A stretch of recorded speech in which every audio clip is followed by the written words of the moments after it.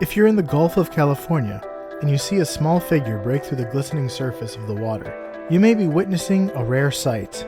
Like a glimpse of ball lightning, you may stare unbelieving at the Vaquita. The world's smallest porpoise may also be the most elusive mammal in the sea, but its rarity isn't only about its size. The critically endangered porpoise may be on the verge of seeing the end of its life, death, and taxonomy.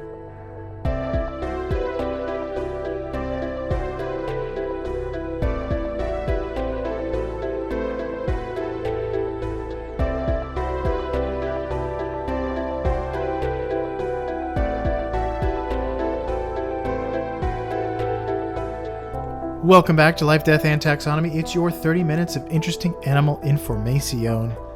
I'm Jose. And I'm Carlos.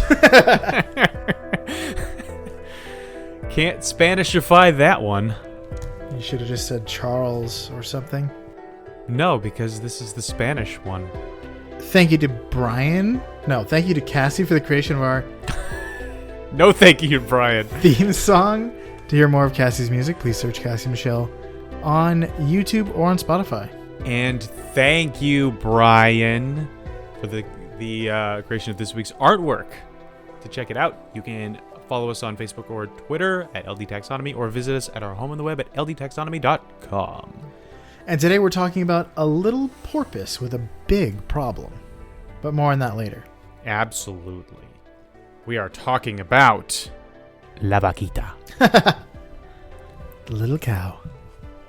Yeah, that's what it means. Little cow, diminutive for cow. And it's not a little cow, unless you consider porpoises sea cows, which you don't. Those are manatees.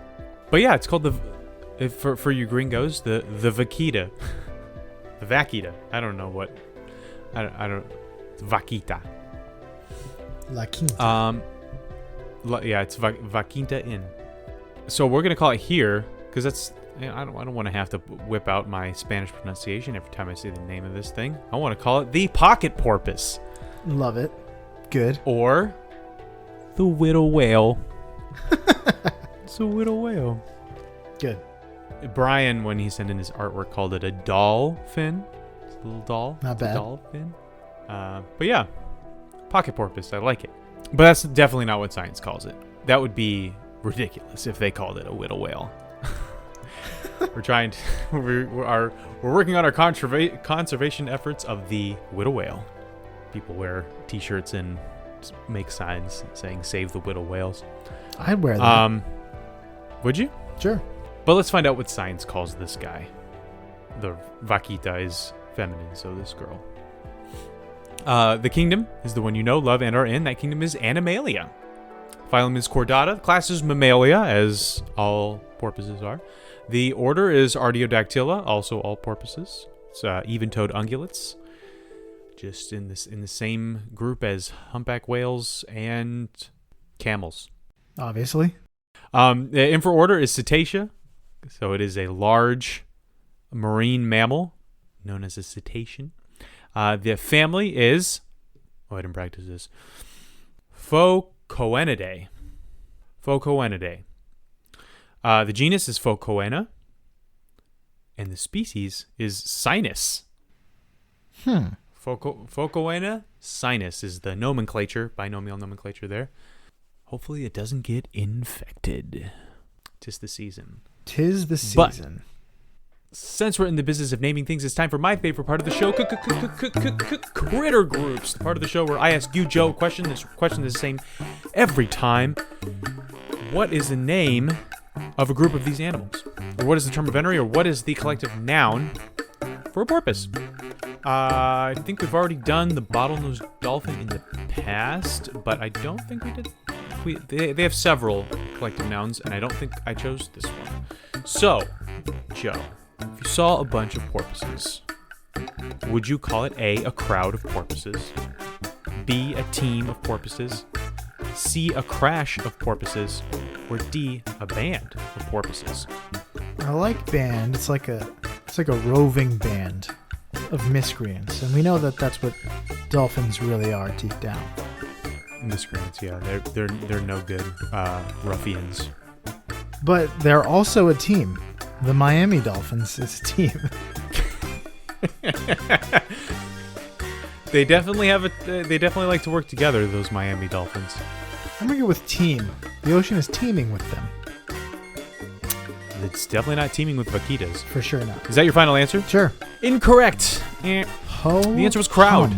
Crowd? It is a crowd of Good. porpoises. Not on the radar. Good. Are you happier when it's not on the radar? Yes. Or- It's not. I didn't miss by inches. I missed by a mile. I prefer to miss by inches. Well, 'Cause in measure of missing by inches is like a victory. Yes. unless we're dealing with inches. But when it's a multiple choice test, like it being your second option is 100% failure. But you just have that regret. I have no regrets. Crowd wasn't even on my radar. At least you know that your instincts were kind of right if you had narrowed it down to 2 and one of those 2 was the answer. That's true. But here you know that your instinct was just way off and you should feel ashamed. Right. And certainly I do not. Would you like to know? Or should we talk about what it looks like? Yes, we should talk about what it looks like. Okay. We don't have to talk about much because it's pretty standard outside of being probably, I would say, the cutest dolphin.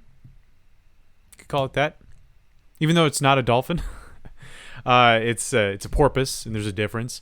It's a chubby little porpoise with gray skin and dark little panda patches around its eyes, mouth, and fins. A porpoise. Porpoise. If you look at pictures of this, it just looks like it has. I mean, I guess this takes away from the cute factor, but it kind of looks like it has clown makeup on. It's got so it's got a dark gray top. It's counter shaded like a lot of animals in the ocean. Dark gray top, lighter gray, not quite white, but definitely lighter gray lower half. But then its mouth has this dark, like it's got dark lips, and then it looks like it's got a couple of black eyes. So it just looks like it's wearing a little raccoon mask. And to me, that's pretty cute. I would like to see the baby. I would like to see the baby. Its face is more smushed than a dolphin's, which is why it's not a dolphin. It's porpoise. It's like it looks looks more like a orca, like a beluga or a pilot whale. So it does not have that long beak. It's technical term that a dolphin has, and just has that strong noggin. Strong noggin. That's what I should have named it. But yeah, other than that, it's your standard porpoise-looking animal. It's got its the tail is like a fish's tail, but it's horizontal rather than vertical, like all cetaceans. And it's not technically called a tail; it's called a fluke. And it has a long, pointed dorsal fin that sticks out the back. Makes people think that there are dolphins in the water when really, it's a vaquita, and they're very lucky to be seeing one. Livin' Vaquita Loca. How did I miss that? It's like it has a chubby little body. That's what I said. It's a chubby little porpoise. Yeah. Hasta Vaquita, baby. Hasta la quinta, baby. Until we go to a hotel, a mid-level hotel in Orlando. And everywhere. I just think of Orlando. That was the last time I went to a La Quinta. But yes, it's chubby. It's small. But how small? How small? Tell us, Joe. Indeed. Well, let's talk about that. Welcome to the Beloved Measure Up segment, the official listener's favorite part of the show. The part of the show when we present the animal size and dimensions in relatable terms through a quiz that's fun for the whole family. That's also part of the show that's introduced by you when you send in audio of yourself saying, singing, or clicking and whistling. Sure. The words measure up into ldtaxonomy@gmail.com. We haven't had, and we do not have, a measure up intro. We haven't had one in a very long time. And that doesn't mean that Joy and the children are required to send them in again. They're carrying the team. They're putting the teams on their backs, the teams of dolphins. So, yeah, they could use a little help. Yeah, send in to measure up. You have to just take your phone and just click on the voice recording app and then just say measure up. And then click send and then type in LDTAXONO. I can't spell it. But LD taxonomy at gmail.com. And then click send, and then it's on its way, and you'll be featured on an episode. So if you want to participate and make us feel great about this show, we already do, but it's great when we get audience participation, get to hear your beautiful voices. Go ahead and do that. It takes like 30 seconds. It feels good on our brains. It takes more time if, like me, you can't spell taxonomy. I'm looking at it now, and I was on the right track. All I needed to do was say MY, and I was done. But I thought I was off. But we're good. So, that being said, we do get to hear from an animal, and then Carlos has to guess what it is. Yes. Without further ado, the listener's favorite part of the show.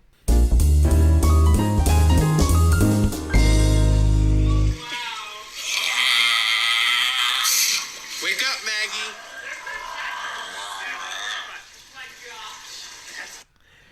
What is Maggie? Is Maggie a sea lion? E.T. B, Maggie is E.T. an orca, C, a puma, or D, an aardwolf?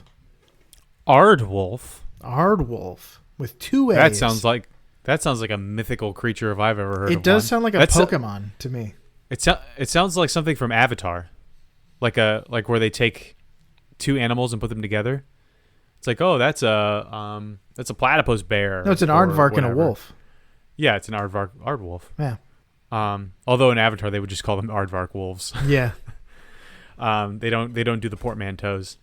I don't know what an aardwolf is. It definitely sounds like the possible king of the direwolves. In like mythology or something like that. Maybe it's Loki in another form. I don't know. I'm gonna ignore it because I have no idea. We're gonna go with, what were the first two? It's kind of like a jackal fox thing. I think it's in the hyena family. It's, oh my gosh, there's an adorable puppy. What were the first two options? Sea lion and orca. I am gonna go with sea lion. Final answer? Final answer. Mm-hmm.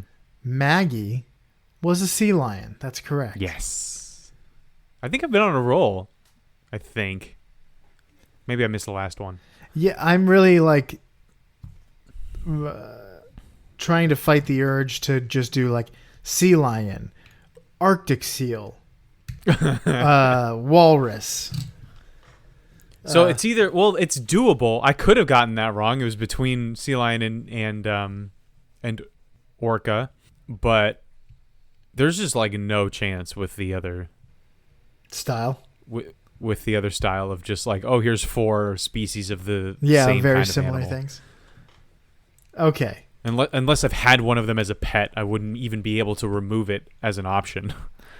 Okay. So, females, let's talk length. Females are slightly larger. And by slightly, I mean really slightly. At 150 centimeters or 4.9 feet. Males might be 4.6 feet. So close. So how many vaquitas go into the width of the largest Play-Doh cup mosaic ever made? Play-Doh cup mosaic? Play-Doh cup, colored Play-Doh cups put on the ground in a pattern. Okay. So, the largest. So here's a hint. The Play-Doh mosaic was created in Republic Square in Mexico City in 2016. It took more than 26,000 cups to make. So I'm assuming it's like rectangular. It's a square. Oh. 26,000. And it's a square. So the width and the length, I could have asked either one. Do you know how big a cup is? I have a general idea. Okay. So if it's a square and it took 26,000, then it's 155, maybe 156 across and up. So 155 times 155 is very close to 26,000. 156 times the number of centimeters you think a cup is?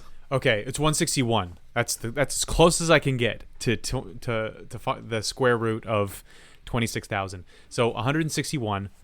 And I'm thinking Play-Doh cup 4 inches. All right, 644 inches divided by 12. It's 53 feet divided by 5. The answer is 10.7. Vaquitas? 10.7 Vaquitas end to end could go into either the length or height of this mosaic. The final answer? Yes. The correct answer is 7.3. What? That's pretty close. No, it's not. The mosaic was 121 square meters, or 11 by 11 meters, which is 36 feet. Maybe I must have drastically Misjudged overestimated the cup size. Yeah. I would have gotten a lot closer had I said 3 inches. And so it must be like 2-ish inches. Well, you live and you learn. I don't know math. Let's talk weight. They're 95 pounds. A big dog. Yeah, that's surprising. So, how many vaquitas go into the largest shrimp cocktail in the world? Oh, I'm hungry. I want a Vaquita banana. Wow. Wow. It's all the shrimp in one. Wow. All the shrimp in one shrimp cocktail or one giant shrimp? It's a bunch of shrimp on a big cup. Regular sized shrimp. Okay. So this has the potential to be like Dubai levels of exorbitant. like a massive waterfall mountain of shrimp in like tiers. So then it might be helpful to tell you where it's from. Here's a hint. The delicious pretend beverage was made in Mazatlan, Mexico. Beverage? It's a cocktail. I said a pretend beverage.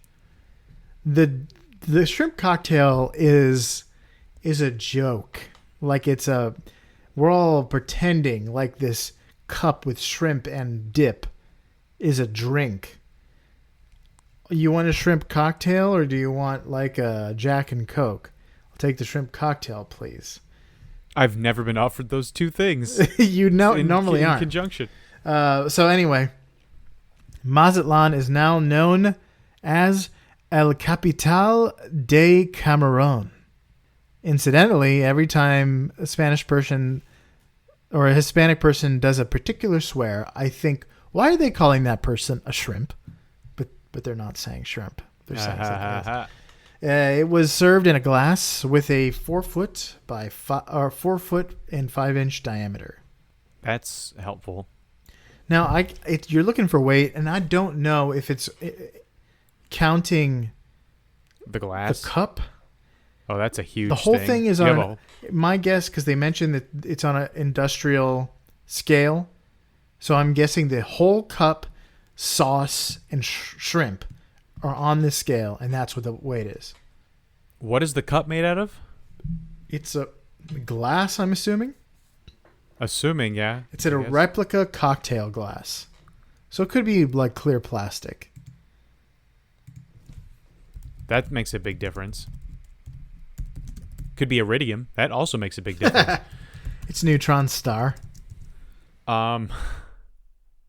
Goodness, this is hard.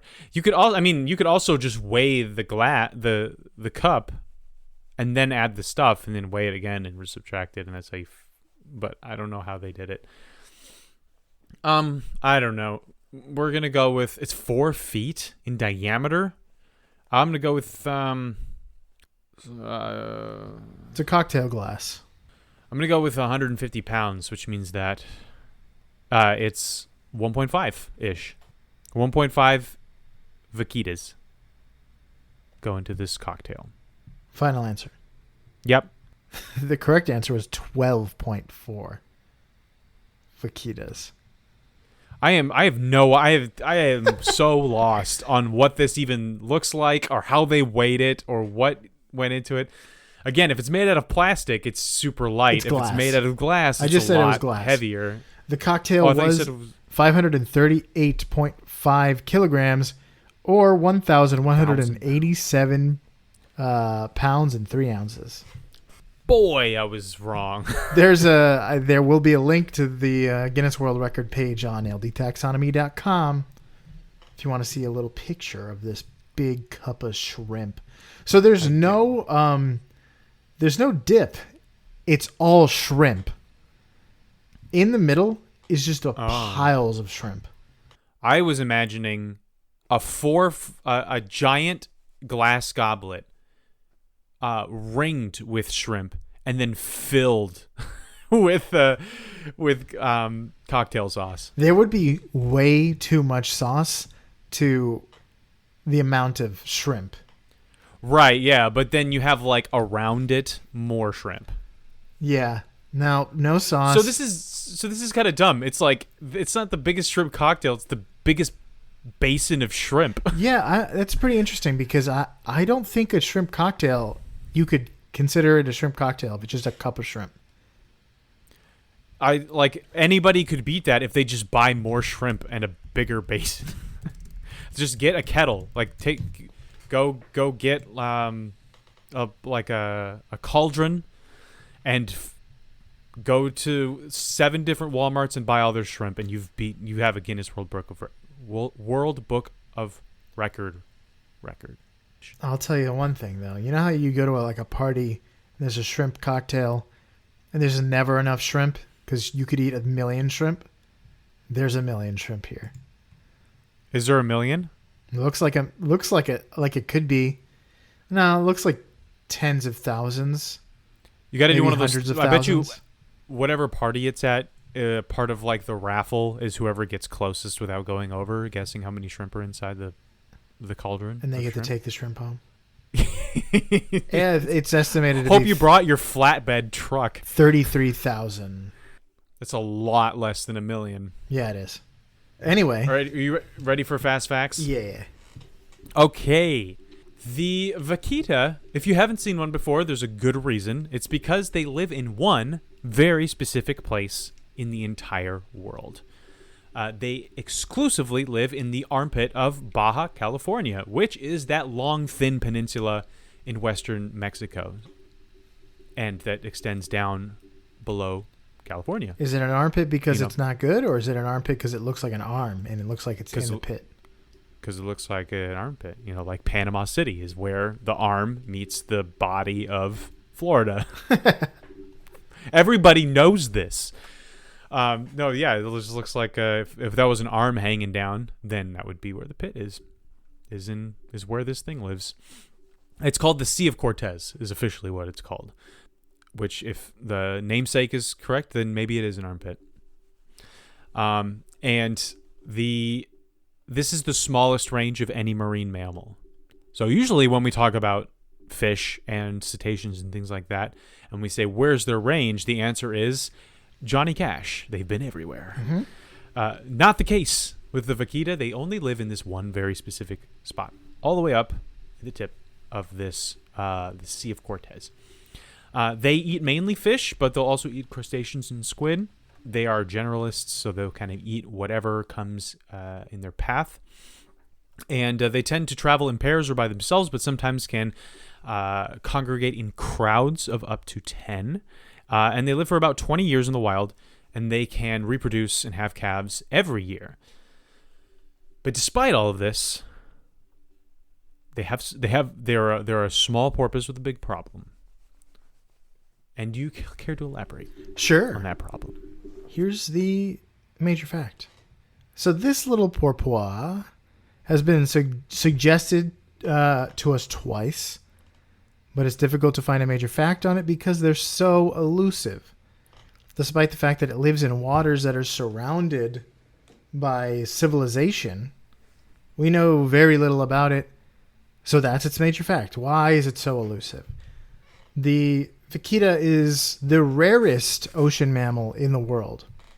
Unlike many cetaceans, like you mentioned, it's only found in one area of the ocean.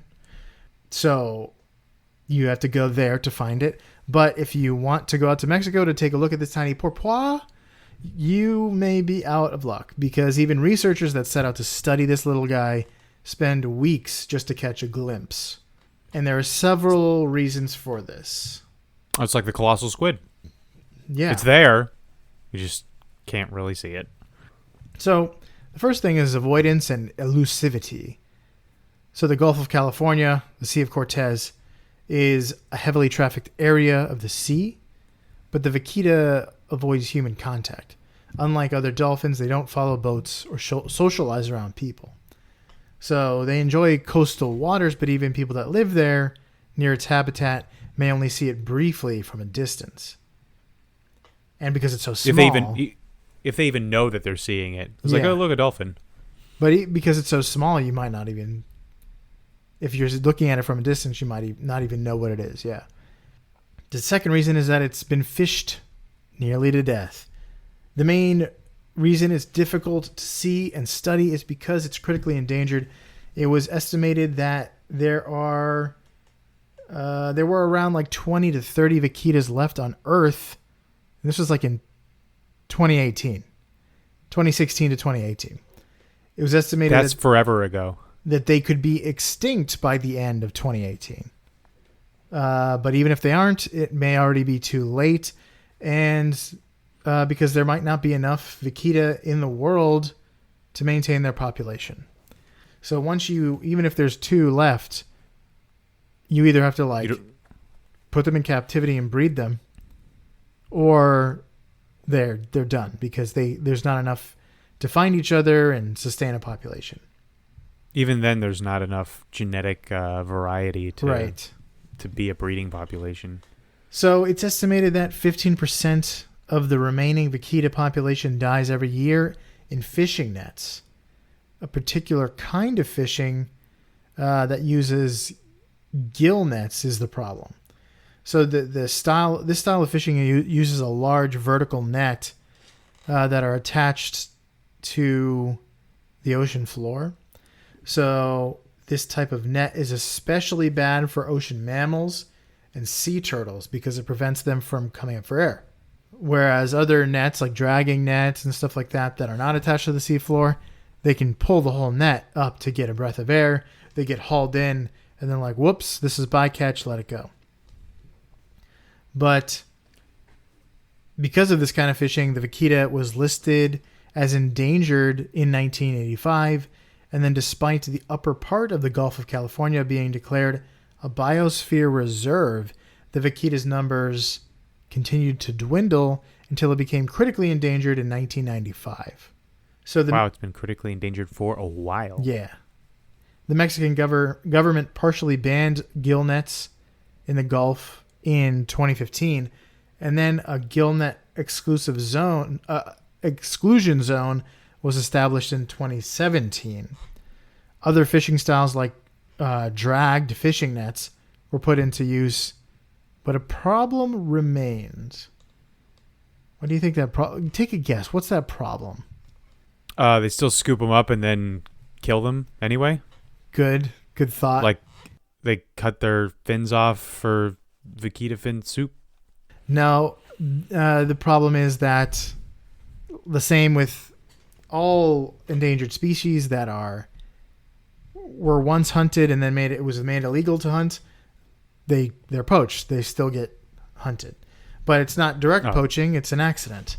So while some fishermen have adapted to the problem by using different fishing gear like dragging nets, drag nets aren't good for catching a certain kind of fish called the Totoaba.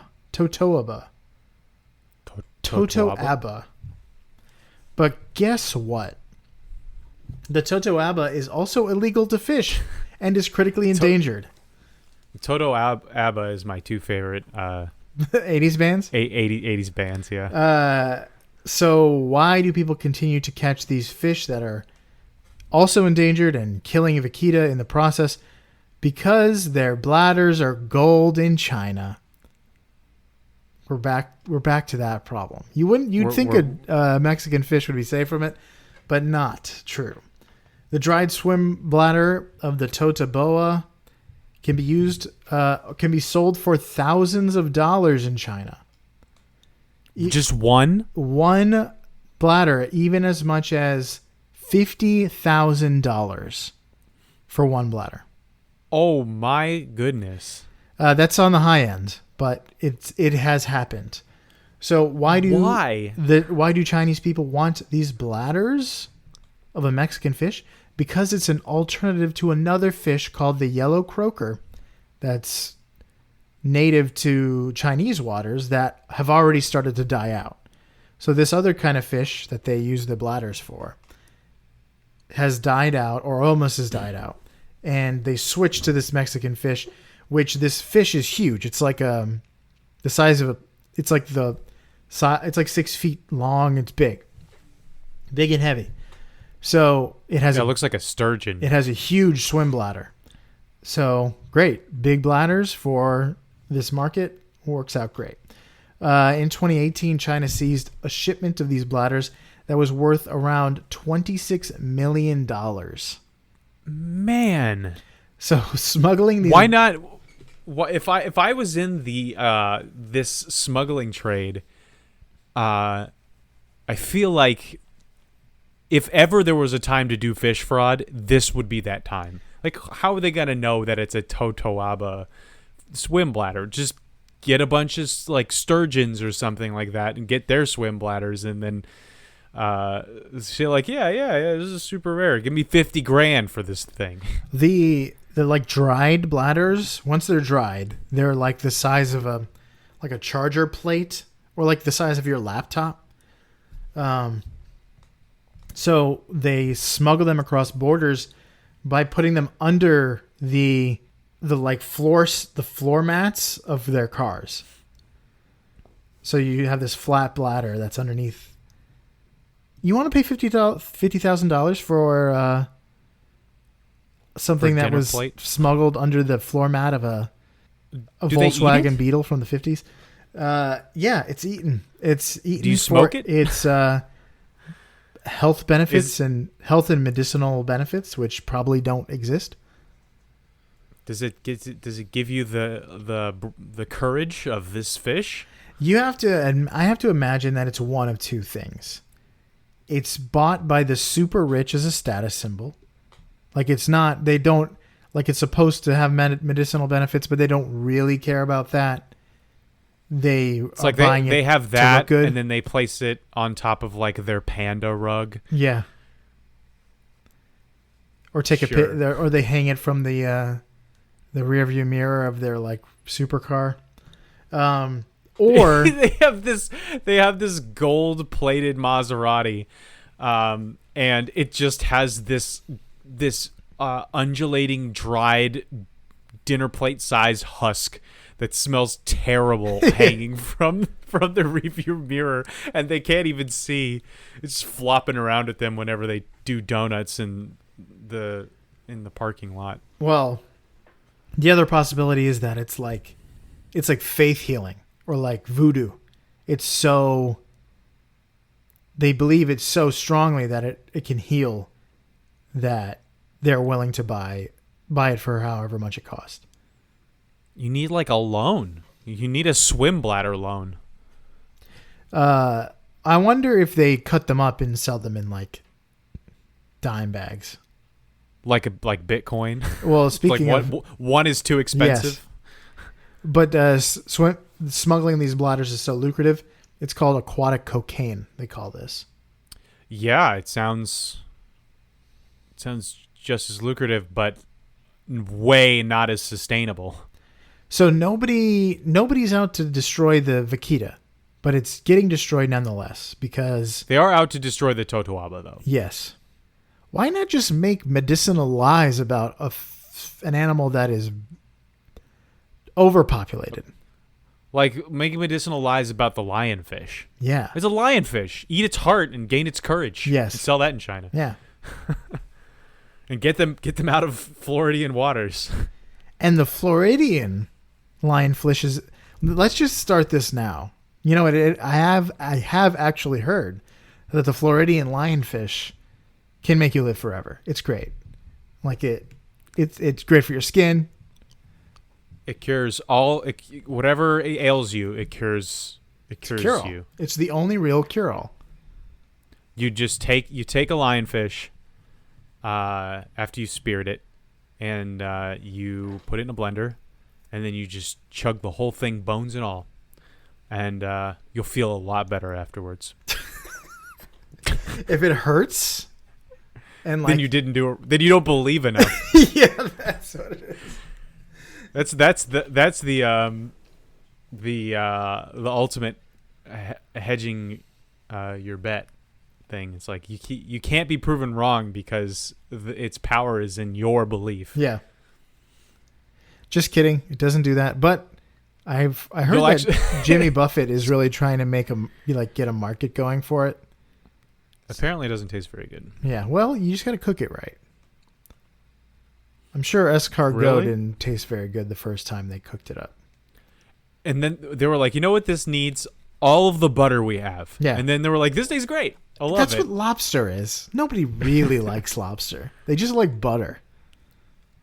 I've had lobster on a pizza, and it was pretty good, I guess. I wasn't like, this is very good lobster. It was like, this is good pizza with some sort of meat on it. Yeah. It's an interesting texture. Sure. This fishy Yeah, bug I mean, meat really, is, butter is the answer to lots of culinary woes. Butter and salt. Butter and both of those and things. salt. I've had snail in South Africa. It was just a plate, but it was thick, like a petri dish, and it was just like it was a mold of butter and cheese, and there were 5 or 6 snails curled up in pockets on the in the plate. So you just took a spoon and you would just get this big thing of butter and cheese, and then also some snail, and eat that. And it tastes like butter and cheese. yeah, There's no point. I might as well have just eaten butter and cheese. Don't eat if you're tasting the snail, you're doing it wrong. Oh, and garlic. Yeah, I mean it's like a lot of fish dishes where it's like you can't even taste the fish. Like, well, then why am I eating it? You know what it is? It's the fact that like everyone wants to have butter and cheese, but they don't. But we've been told you cannot have 2 fats, and that's it. It needs to be a delicacy. You in have order to be have acceptable. You have to have some sort of meat. So put hamburger meat on it. That would taste amazing. Yeah, just bits of hamburger butter a meat. cheeseburger. Yeah, or just go to Steak and Shake and get one of those garlic butter steak burgers they have. It's fewer calories. I don't know how many calories were in that thing that I ate, but I'm sure it wasn't a little bit. So you heard it here first. Stop eating swim bladders and start eating garlic Steak and Shake things. Start eating lionfish smoothies. Yeah. With a lot of butter and cheese. I'm sure that would make it taste great. all that blood and pulp and lionfish poison will go down very smoothly with butter and cheese. A spoonful of cheese helps the lionfish poison go down. If I've heard it once, I've heard it 1,000 times. Really, yeah. I mean, Julie Andrews made that song really popular, but no one really took it to heart until now. Yeah. Anyway, don't perpetuate the illegal swim bladder trade. It's killing the vaquitas. It is indeed. So you got anything else? That's all I got.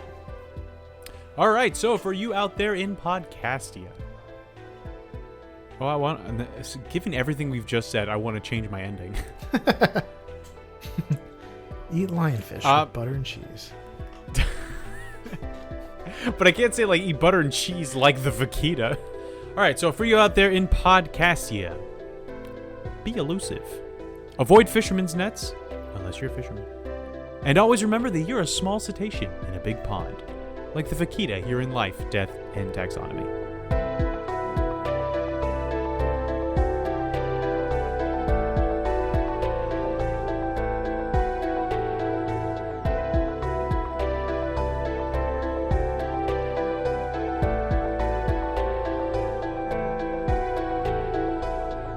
Hey Taxonomy Titans, thanks for listening to the episode. Just a few quick things. As always, reviews and social media engagement are greatly appreciated, but recommending the podcast to friends is the best way to help us grow. If you'd like some LDT flavored merch, check out teespring.com/stores/taxonomy-tees. That's it. Thanks for listening all the way to the end.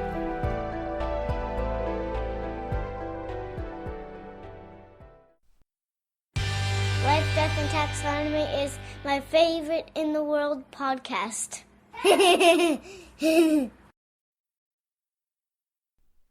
Absolutely. And drink lion fish smoothies. If you put a Vaquita banana in there, I'm sure it would taste great too.